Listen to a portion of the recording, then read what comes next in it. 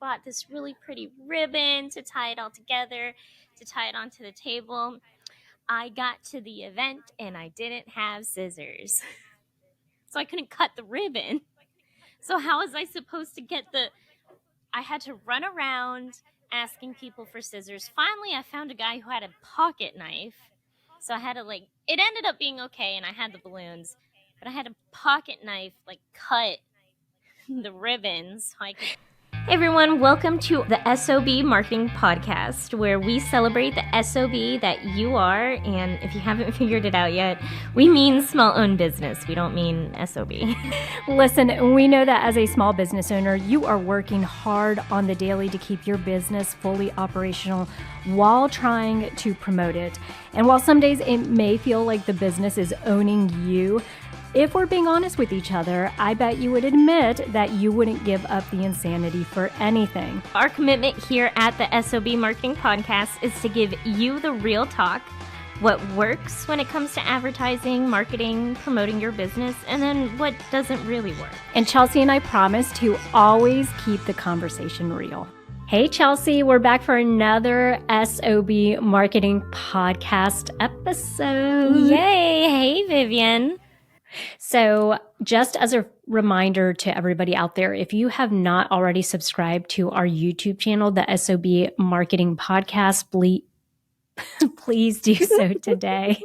And also be sure if you are listening to us on any of those, podcasting platforms like Spotify and whatnot, to go ahead and be sure that you're subscribed so that you could get every episode as it comes out. Yes, absolutely. So to open up today, we're going to be talking about one of my favorite topics, events, event marketing. And I know you and I were talking the other day. You had this big event. It went on all day long. Now, you don't usually eat breakfast in the mornings, but you said that day you made sure to eat before the event because you knew there wouldn't be a point in time where you could eat and you didn't want to be hangry and you needed energy. Yes. So that is, it's really interesting because I think the devil's in the details. And once you kind of have been doing event marketing for a long time, and for anyone that is wondering what we mean by event marketing, it just means that as a small business, we are out there promoting products and services that small business sells. And so if you are a crafter, if you are a, jewelry maker, a boutique owner, or even an insurance agent, you may at some point feel like it's good for you to participate in an event where you set up a table and have your promotional items like brochures or products out there to promote. And so the one thing for that particular day, like you're saying, it was really early. First of all, the event started, I had to be there at like 6:30 to set up. Okay. So it was an early morning. God. Yeah. And I typically don't eat breakfast, but I was like, we're going to be there having to talk to people. And I do need to be mindful of the energy that I bring. So I don't want to peter out at like 8 a.m. just as people are strolling in and I can't promote the services. So I was very mindful. And you're right. That's, some of that, I've learned a lot of that from experience over the 15 years, but you get in this habit once you're doing events long term where you just know what works and what works for you. The focus of this specific episode is going to be the details, all the small things. And I know you and I were singing along to Blink-182 when we had this idea, but it's all the little things, all of those small details that really can sometimes make or break the type of reaction you get at these events. Yeah, and for all of you out there, y'all know the Blink-182 song we're referring to, all the small things. Part of what he says in there is he's telling the girl that, I know you'll always be at my shows, watching me, commiserating, all that good stuff. And so basically that's what we're pulling from is at the end of the day, the same goes for event marketing. It's the small details that really are going to help you amplify how successful you are at these events.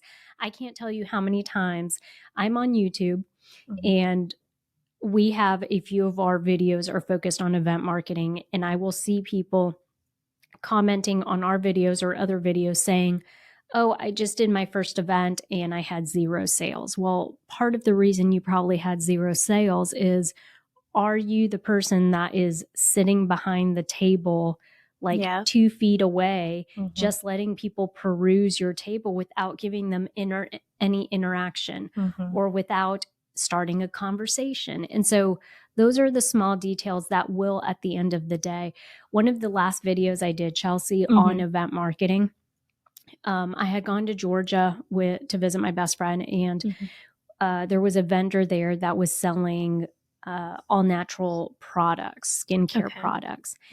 I did not intend to buy anything that day. I just went to, be with my best friend and the kids and walk around and peruse. And after this lady started talking to me, I was looking at her products. She had samples out, but what was interesting is she actually spent 10 minutes with me. Like, that's not doable all the time when you work events, but sometimes it is. And those 10 minutes she spent with me, I actually purchased a product that cost a little more, like it was on her higher end, right? Yeah. Like I said, didn't intend to buy anything, but just that brief conversation compelled me enough where I was like, oh, I do want to try this product.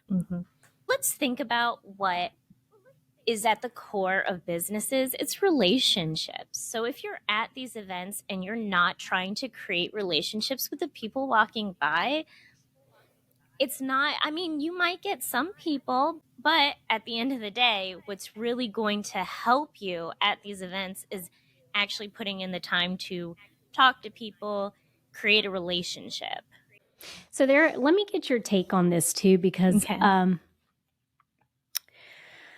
I don't know how I feel about, well, no, I do know how I feel about it. It's an unpopular opinion, okay? Okay. And the unpopular opinion is, I saw a crafter, she does macrame, and you know what that is, right? No. With like for the plants, those little things that they do plant holders and sun catchers and stuff like out the of. rope stuff? Like, it's not rope, Yes. but it's like, okay. Yeah. Yes. Okay. So she's one of those vendors. Her stuff is beautiful. And she was on Instagram, and she did this reel where basically she was like, okay, old ladies coming up to my table and they pick up a product and they're like, oh, I could make this. Or my grandma or my mom used to make these, or whatever. And so she was saying how it's like offensive that people say this.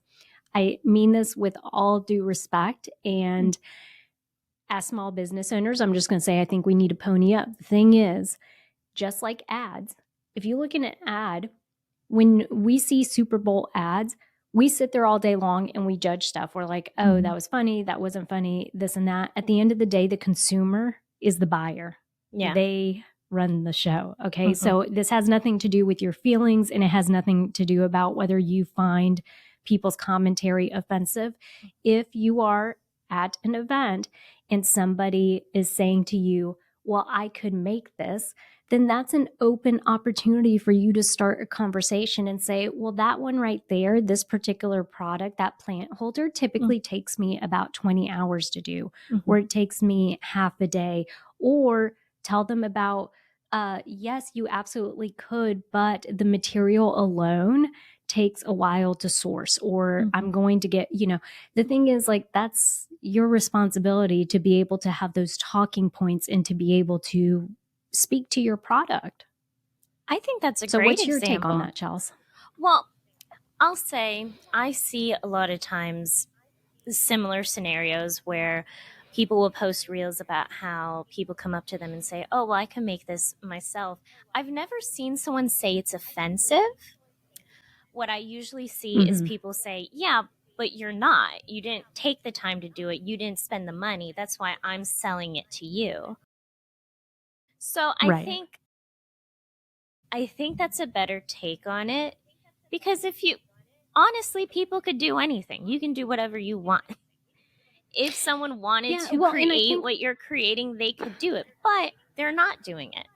There's this thing in marketing where, like, I know, okay, when we talk about barriers, okay, so let's say you're selling macrame, okay? Mm-hmm. And you're like, what is my competition? When people think about competition, I think most small business owners think about their direct competition, the other people that are in businesses similar to them. But at the end of the day, competitors are also going to be the things that keep or prevent people from buying your product or service. So for example, if you're selling macrame, part of your competition are maybe do-it-yourself kits, companies that have those kits where someone could take the time to do it. These are all things where I think you need to tailor your thinking, or maybe just look at it from a different perspective to say, if there's a barrier, why isn't somebody buying my product or service, right? Yeah. I think that's a great way to think about it. And also, like you were saying, that's a great conversation starter for if someone's saying, oh, I can make this myself. You can, like you said, you can go into all of those talking points. Also, you could let it go. The thing is, your product, the thing is, your product's not going to be for everyone. And so focusing on people that are actually interested in your product might also be the best use of your time. For example, I went to Walmart. I crochet. I can crochet, and I do. It's relaxing. Am I going to make a crocheted plague doctor? Like the one that I bought at Walmart? No, I'm not going to make that. Could I make it? Yes, I could. I could find a pattern online and figure it out on my own. It would take me hours. It would make me angry. I probably wouldn't like the end result. I'll just buy one. And I did. Yeah, and that's okay, so you brought up a good point. Your audience is not going to be, your product or service is not going to be for everybody. That's the reason we always talk about a targeted audience in marketing, because if you are for everyone, I mean, unless you're selling toilet paper, you are not for everyone. Like, you just are not. And even I would argue, even some people don't like using toilet paper. I don't know. So I'm just saying, let's not. It's just one of those things, like you have to be honest about it. And then the other part of it too is kind of an offshoot to this is when I constantly hear people say, if they own a business and they say, my friends and family don't support me. Maybe your friends and family are just not your target audience who needs your product or service. And that's the whole thing is I believe that when people make purchases, most of the time, their spending power is going towards important things that they need or that in their life is a priority, okay? Yes. You and I spend a lot of money on concerts, getting tickets to concerts. For some people, that sounds like a miserable time, and they would never spend a dime doing that. That's Tim. But that's, that's a priority. Yeah, exactly. Yeah. That's a priority to us. So I think that's where just recognizing that it helps when you are interacting with people. But like you said, you have two options. You can either ignore the comment, you can address it. And I think the good thing to get in a habit of is you don't always have to be defensive about if somebody's asking a question or making a commentary. The thing is, sometimes people are awkward at interactions, and sometimes they don't know what to say. So if they're looking at stuff and they're just making random comments about it, I mean, it could be genuinely that they're, they're not interacting as well. Yeah. I think another really good detail is how you're interacting just physically at your table. This is going to sound like a silly example, but it's a good example. Maya and I went to the Feminist Magic Market. We were looking at this table. Maya was looking at stuff. The vendor had multiple tables. Maya was looking at stuff on a very specific table. While Maya was looking at the stuff, they picked up the table and moved it. And Maya just walked away because she got upset about it. She was like, hey, I'm looking at this stuff and you completely ignore me and move it away from me. I'm done with you. I'm just going to go to a different table now. There was no interaction? There was no like, No. oh, hey, I'm going to move this into No. the shade. It's melting my chocolates or No. anything if it was something like that. No, there was no interaction. And so that's my point is that's one of those small things that I'm sure for that vendor, they don't even remember that happening. But for Maya, that had Right. such a lasting effect that she was going to buy a bunch of stuff from that vendor. And she said, forget it, and walked away. So just being cognizant of what's going on around you and physically what's going on around you, making sure that you're not putting people in awkward situations. And I know that kind of sounds silly and obvious, but perfect example of someone losing out on money because they weren't paying attention. Well, and the other part of it too is I think to that point, if you are going to go to an event, you've spent money, resources, time, and effort in putting together, you're packing all this shit up, you're putting it in your car, you're driving down there, you're unpacking it, you're setting up a table. I get it. It's tiring. So by the time that you get to that point, you're already probably, just tired and you're like, let this day go well. Let me make a lot of sales. But if you're sitting there and not interacting with people and you just look grumpy, right? If you're not going to take that extra initiative, you might as well because you've done all the work leading up to it. Yeah. But there's nothing that's more off-putting than someone that just looks like they're having a miserable time. Like I avoid those tables like you would not believe. And I had someone one time, we had gone to this event in my full-time job, and I have another girl that comes out there with me to work the table. And we went to this event. Afterwards, the lady says to us, she's like, I'm not supposed to tell y'all, but y'all were the favorites. Like we got such good commentary. They asked to bring y'all back would you want to do like, classes and this and that, like bringing some of our other team members out to do those classes. And we're like, yeah, absolutely. And she's like, well, what did y'all do differently? And that's the thing I told her is I'm like, I didn't think we did anything spectacular, but apparently just being fun and engaging to people and asking them questions, suddenly people are like, oh, you want to know more about me? The lady that I was telling you at the farmer's market, when her and I started talking, I got into a discussion about, because I was looking at, she made all natural bug repellent. And I was telling her, we moved out to the country, we have 2 dogs. Yeah, they sometimes will go out. Well, we constantly are in the woods with them. And so they'll get little animals on them. And I told her, I said, does this work for them? And she told me very specifically, she's like, look, here's my business card. She's like, if you want me to make something very specific for that, I can, and it will help. And then we just started talking about other stuff. And one thing led to another. Had she not taken the time to ask about me, we would have never gotten into that discussion. And I think that at the end of the day, knowing a little more about your customer and actually engaging with them will help translate and convert sales. But you have to take the time to do that. People don't want to be near you. They don't want to approach you if you're miserable.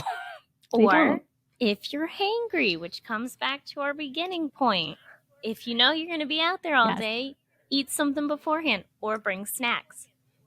That's a really good one. Bring snacks and bring water. Have you seen that video? It's a girl and a guy. They're at a baseball game.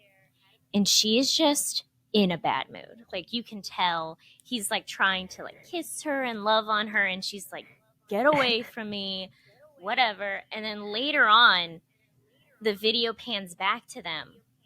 She has food. And now she's in such a good mood and she's kissing her boyfriend and they're all lovey-dovey and she's so happy because she's eating. That's me. I have not seen it.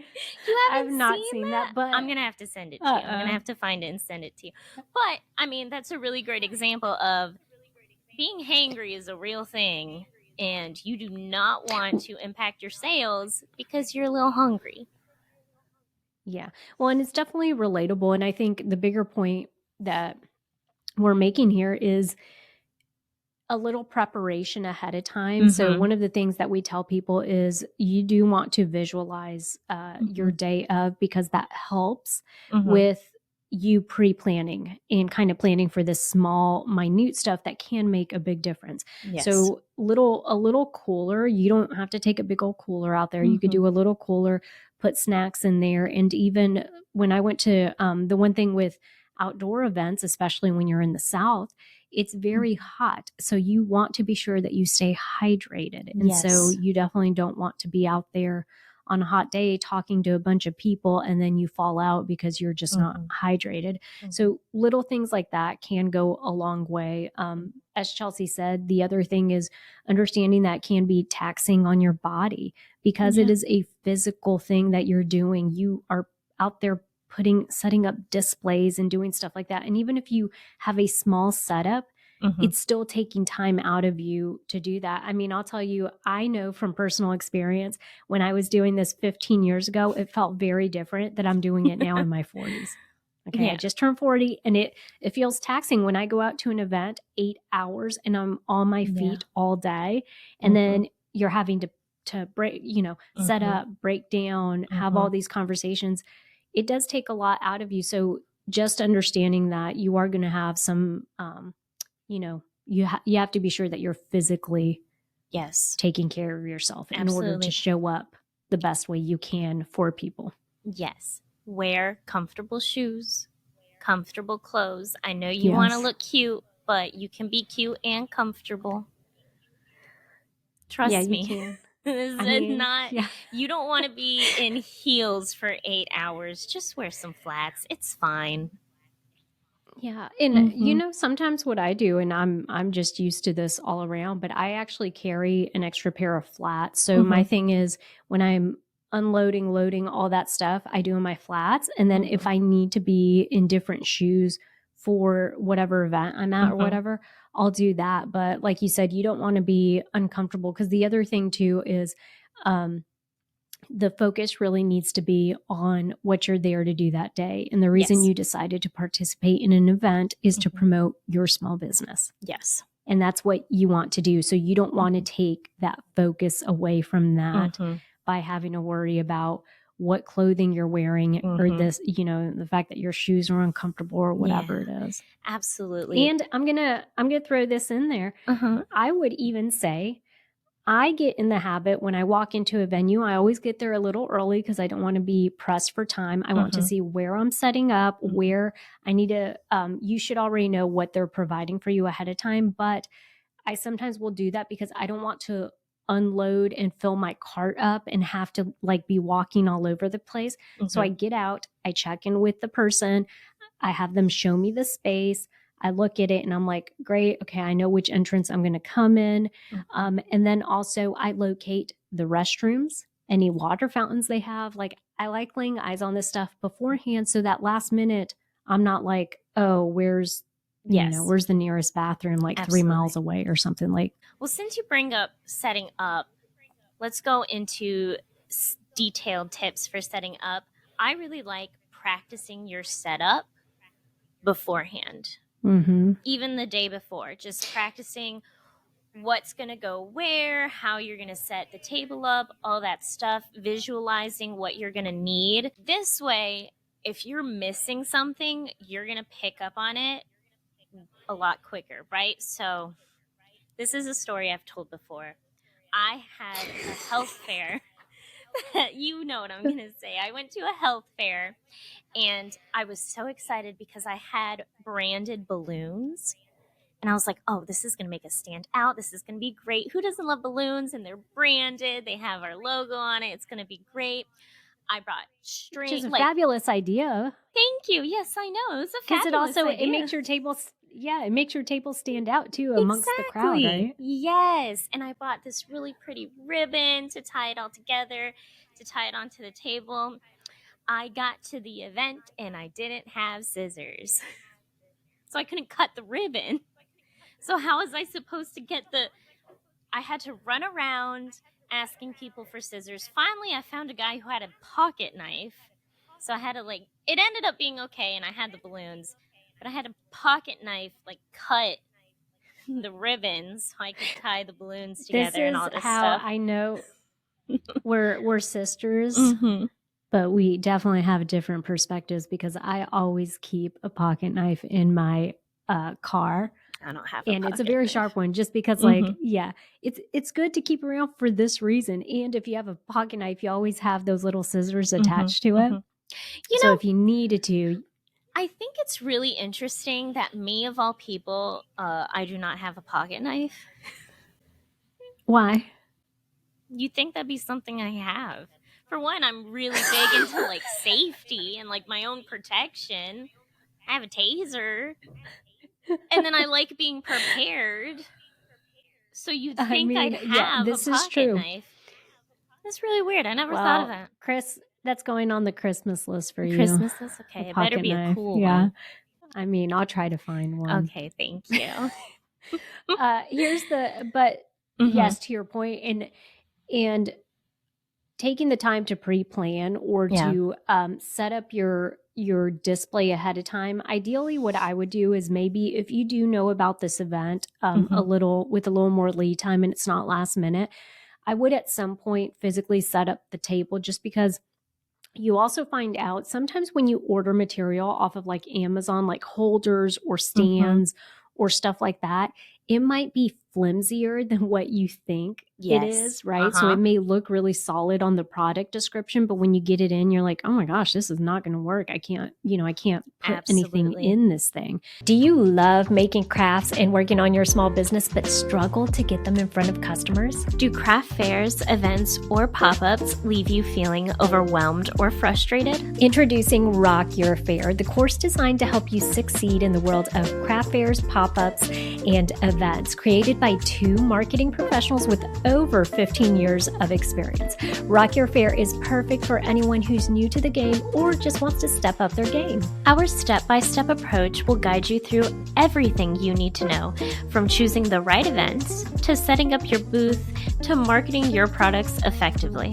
And you know what? You'll also get access to us for personalized coaching and feedback so you can put your best foot forward. Do not let craft fairs, pop-ups, and events hold you back.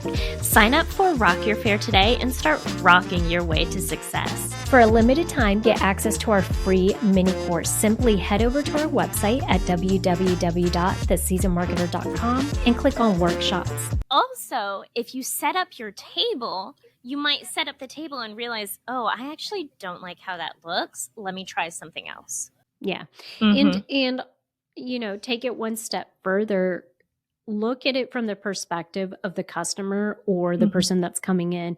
Is your stuff, you don't want people having to reach over the table and knock things over with the potential of knocking stuff over. So actually pay close attention if you're selling product, what you want to be showcasing at the front, what the table, like the depth of it and all of that. So it is a really good idea, like you're saying, to see it, because you don't want to be figuring that stuff out at the event. Absolutely. Right? And it does take, I will say, it probably takes, getting a few of those under your belt for you to really modify what you want to do. But you can address some of that beforehand. Absolutely. Just like when I started doing events at the old healthcare company that I worked for, practicing setting up our tent was something that I had to do. Yes. Because one, I had to figure out how to set it up on my own because no one came with me to events, and figuring out actually how to set it up just in general, especially being I'm 5'2". This was like a 6-7 foot tent. I was like, well, how am I going to do this? It was practice. Well, and the thing I'll tell you, I learned over time too, is the vendors are really wonderful, the other vendors that participate. And it goes a long way. Like, it's almost like we say this when we go to concerts. And I was thinking about this last night. We always meet a lot of fun people that become our BFFs for the day. Okay. Introduce yourself to people at events for the same reason, because they're going to be your BFFs for the day. You guys are all participating in this event. You're comrades, okay, doing the same thing. And the reason I bring that up specifically for what you were just talking about for tents, I sometimes, because if I have to go to an event myself, we have a tent as well. It's very easy to set it up. However, it requires 2 people. Otherwise, Yes. it does take me like 30 minutes. And because I'm sure I can't, you know, push it all the way up. So what I'll do is I will look around and scan and look for the friendliest person who also is tall and just say like, hi, you know, my name is Vivian. I'm with this, you know, do you mind just coming over there and helping me for 2 seconds? Cause I have a tent that I can't really put up, you know, alone. And then it provides a entryway for you to introduce yourself, your organization, your business, and then, you know, whatever else, you're making a point of contact. But we do always tell people as well that when you're out there, you know, don't underestimate how valuable those connections can be, because those people are also attending other events, and you could potentially get, you know, information about upcoming events from them as well. I think something that we mentioned a little bit a second ago, but we didn't touch on, having a cart. That is such a great idea, and it's going to be so helpful. Being able to pack all your stuff in storage bins and then putting it in a cart is going to help you tenfold. I know it sounds silly, and maybe you're like, oh, I don't want to buy a cart. Just do it. It's going to help you so much. And look to other, so for tools like that will help you actually expedite your setup or whatever else. When Chelsea says cart, this isn't like a laundromat cart, which she probably is like, what is that? You probably don't know what that is. I've been to a laundromat before. Back in the day. So it's not like back in the day. It's not like a laundromat cart or anything. It's actually like one of those beach carts. And so that's the thing is, whatever it is, when you start going to events, think about the practicality of how you're loading, unloading, setting up, and all of that, and look for resources and stuff that can help you with it. Amazon's a great place to find all kinds of things that will help you get organized and utilized. The other thing is, you know, you want to be sure that you're protecting your assets, the products, your marketing brochures, your materials, your flyers. So buying little things that can help protect those while you're actually transporting them goes a long way as well. Thinking about the small things in details when it comes to your customers and what is going to make their experience better. A great example of this is if you sell jewelry, and some vendors do this and some don't, and I always want to be like, you should be doing this. If you sell jewelry, have a mirror. Yes. Have a mirror so then I can try it on and see how it looks. I want to be able to see how I look before I buy something. Everyone does. But that goes to, it leads to when we were talking about the table setup, experiencing it as the customer, as the audience that's coming up. Same thing with that. Those are the things that you should be looking at. So envision yourself as someone who's interested in buying your jewelry. What would they need? Well, the logical thing would be like, hey, I want to see where this necklace falls on me. Yes. Or I want to see where, you know, how these earrings look. And it's 100%, you know, clothing is a little different and weird because depending on where the space is, outside, inside, all this stuff, they may not be able to try it on. But even having a mirror sometimes for people to hold it up against themselves could be helpful. Another thing would be if you're selling product that you can put little samples out for, that sometimes encourages people to make a bigger purchase. And so I have 2 specific examples of this from that farmer's market that I went to.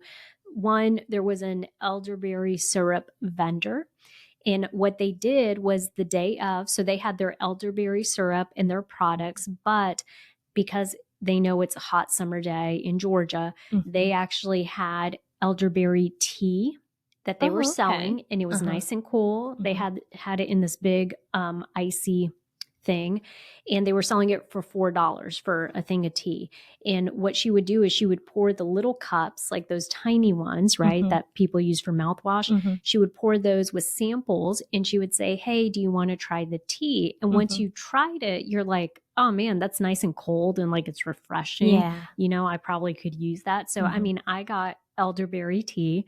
And then the other thing was, then it was her gateway to start talking to me about her elderberry syrup. Yes. And that's what she was saying. She's like, well, what we used in this particular recipe was X, Y, and Z, and here's the syrup. And, it's really not just refreshing, but it's good for your digestive system, all this stuff. Okay. Yeah. Oh, that's a And then great the other conversation starter. Sorry. It was wonderful because as she poured me the tea, right? So she got ice, she poured the tea, she had to put a lid on it, put a straw in it. That was a good 5 minutes of time that she had me captive, right, in front of her. And she's telling me about her business. And so we had a good 10-minute conversation after that. And it was genius because I'm like, she's selling, for one, she's making extra revenue off of the tea. And yes, it requires coordination on her part, but it introduces her product. The samples is really what got me, once I tried it, because I've never had elderberry tea. I was like, I don't know if I'm going to like that. It probably tastes gross. I don't know. And so when she gave it to me and I was like, oh, it actually has just a hint of sweetness to it, which is what I like. I don't like overly sweet things. Then I'm like, okay, I could totally drink that. So it was brilliant on her part. The other thing was, the vendor that I told you I bought that all natural skincare thing, I had actually bought some face oil from her. And she had a bunch of different, she not only made her own soaps, but she also made lotions. And she had these little dispensers that were tiny, so she wasn't wasting a lot of product. But because she was trying to make the point that she uses all natural ingredients, but it feels good on your skin and it smells very fragrant because she's using lavender from a local lavender farm. She says to me, she's like, well, if you like lavender, go ahead and put a little bit on here and smell it, which I did. And I was like, oh, that actually feels really great. It's not super greasy and it smells, the smell was great. So there's having those samples it's a good way to get people in. So it's kind of like throwing a little fishing rod, bait out there and reeling them back in. Absolutely. If you're not selling a product too, if you're just out for PR and to get your name out there, then your promotional items, those are your little samples, right? So make sure, don't just hand them out. Make sure that you're actually using it as a conversation starter when you're at events. And let's talk about too, y'all, listen, snooze fest. Pens, pencils, I get it. Okay. Those are the typical refrigerator magnets. I get it. Look, what I would say, I would challenge people, all the small things. The small thing in a scenario like that where you're looking for promotional product is finding something that's going to be useful or something that's going to be relevant to your audience. For example, we have an upcoming event with a school district. And one of the things that I'm very cognizant about is trying to give them some school supply, some type of school supply that the parents, because the parents are the ones who are bringing the little kids in, they're elementary school age, little kids in, and the parents don't want to be spending money. They've already, they're there because they get free backpacks and school supplies. And so the one thing we want to do is be sure that we can give them something that they could put in their backpack that they can utilize as a school supply that keeps the parent from having to spend their own money on something like that. Okay. Yeah. And so those are things that you just want to be thinking about. The other thing is so think about the event you're going to and who the target audience is, and if there's some type of promotional event that they like. Another one that works well for any kid-related event, we take these mood cups. So when you pour cold water in it, it changes colors. And we always explain that to them when we're handing them out. And kids eat that up. They love it. So know who your target audience is. And then if you're an insurance agency and you're going out to a business expo, then think about it. If these are business people that are coming to learn more about your business, what could you potentially give them to take away and to take home that's going to be useful on their end? So, something like that you could do, not regular notepads, but they actually sell these little they're not binders. They're little notebooks that have stickies in them. You know those, what do you call it? Post-its? Okay. Yeah. Post-it notes. Okay. Yeah. So it has those Post-it like flags, not the big ones, but the flags Okay. where you can earmark stuff. And then the reason it comes in a little book is because you can brand it at the top with your logo. But that's one thing that they would keep in their desk drawer that now has your logo, and they can utilize, whatever. Yeah. So I just think outside the box when it's something like that. Once again, focusing on the small things, let's look past day of, right? So let's think about, we're trying to create connections. We don't want them to forget about us after they leave, right? Even if they buy something, we want to create that relationship so they can be a return customer. So small things like, hey, follow us on Instagram. These are all my handles. A lot of vendors have cards with all of their information. You could also do stickers, like thank you stickers on your packaging when you're wrapping stuff up, like here's my Instagram, all that stuff. A lot of places will take your email address.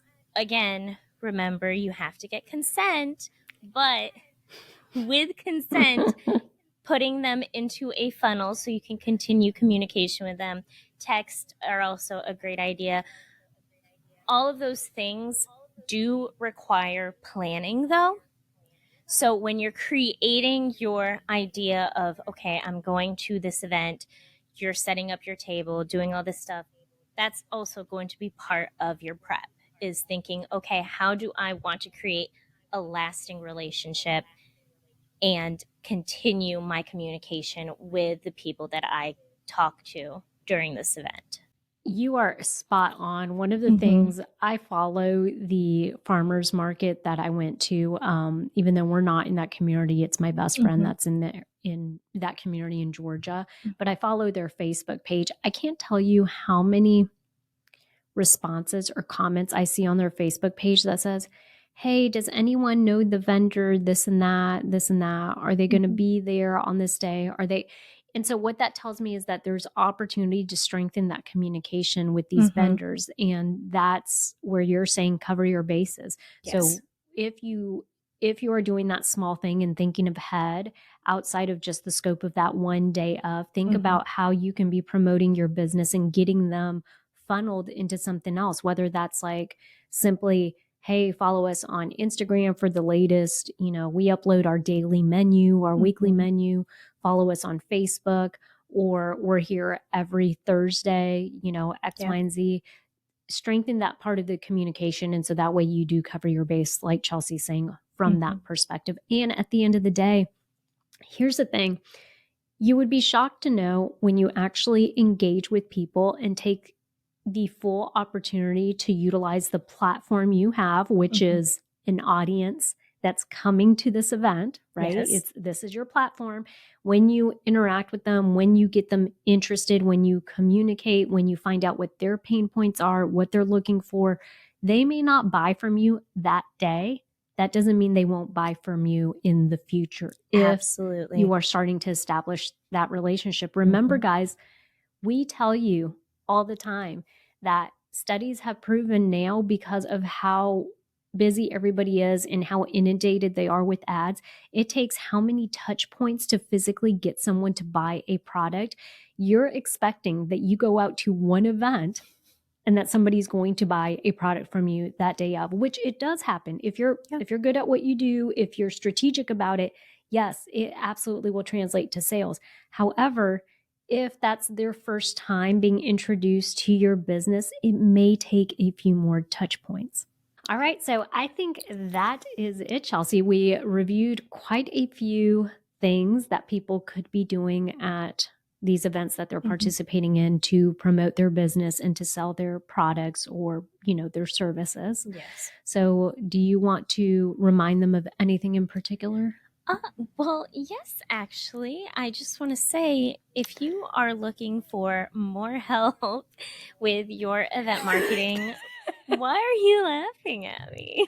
I like how you introduced that. Well, yes, actually, I do. Just a reminder, we do have a full-blown course for event marketing. It is in detail everything you would need to know to be successful at events, craft fairs, or pop-ups.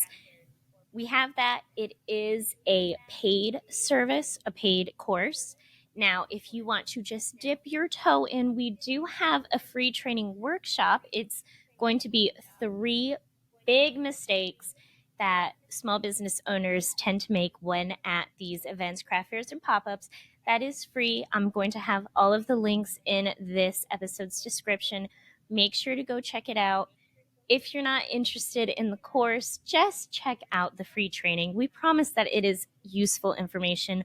We are here to help you guys in your small business. We just want to make sure that you are successful and that you have all of the necessary materials you need to create a brilliant marketing plan. And let me just tell y'all, the thing is, you could, over time, through experience, learn a lot of this on your own. It'll take you about 10 to 15 years, just because I promise you, it's a lot easier sometimes when you just have a guide or a plan ahead of time that someone else is saying, hey, here are the do's and don'ts, and here are the considerations that you may want to have. Because we've learned over the years what mistakes you don't want to be making and what you want to account for. And so that's what it is. It's Chelsea's and I's experience, all kind of nicely formatted and organized into 6 self-paced modules. So that means when you sign up, if you do the Rock Your Fair course, then you're going to get instant access to all 6 of those modules at your own pace. And then you also get access to us because we're going to be available to answer any questions you may have. Absolutely. I so wish that someone had created this when I first started doing events, because let me tell you, it would have saved me from like a lot of really embarrassing moments. Or I mean, especially for getting scissors. Yeah. Yeah. The course even has a lot of templates for you to use. We have checklists to make sure you have everything. Not to brag, but we really thought of everything. Just saying. Yeah. And the thing is, because things are always morphing, I'm sure as time goes, we're going to think about other stuff that we want to include. If you get signed up for it, as we make revisions and additions to any of the downloads and templates, you get access to that for, forever in the future. Like you're once you're in, you get all the updates. So, and we even have, one of the things I think is interesting, we even have a topic where we talk about how to find events in your area, right? Events that are right for you, because you don't want to be spending your resources or time going out to the wrong events. And then you're thinking, man, if I had known these were the people coming out, I just wouldn't have even, like, they're not interested in what I'm selling, right? Yeah. So rockyourfair.com if you're interested, and you'll get all the information there. Yes, absolutely. And don't forget that theseasonmarketer.com, head over to our website, or find us on YouTube at The Season Marketer. We have a bunch of free resources online. We have over 200 videos on The Season Marketer, just marketing topics that will help you as a small business owner. You can find us on Instagram and Facebook at The Season Marketer. Make sure that you're using us, because we're here for you to use. Yeah, we do have a ton of free resources, and we hope that you take full advantage of that, because like we said, if we've already figured it out, there's no reason to recreate the wheel. Yes. Just absolutely. use the resources we've already kind of put together. But join us next week. Remember, every Wednesday, we're going to be releasing a new podcast episode. And if you have any ideas for future topics that you want us to cover, please email us at help@theseasonedmarketer.com, and we'll be sure to try to include that in a future episode. And go out there and be the best S.O.B you can be.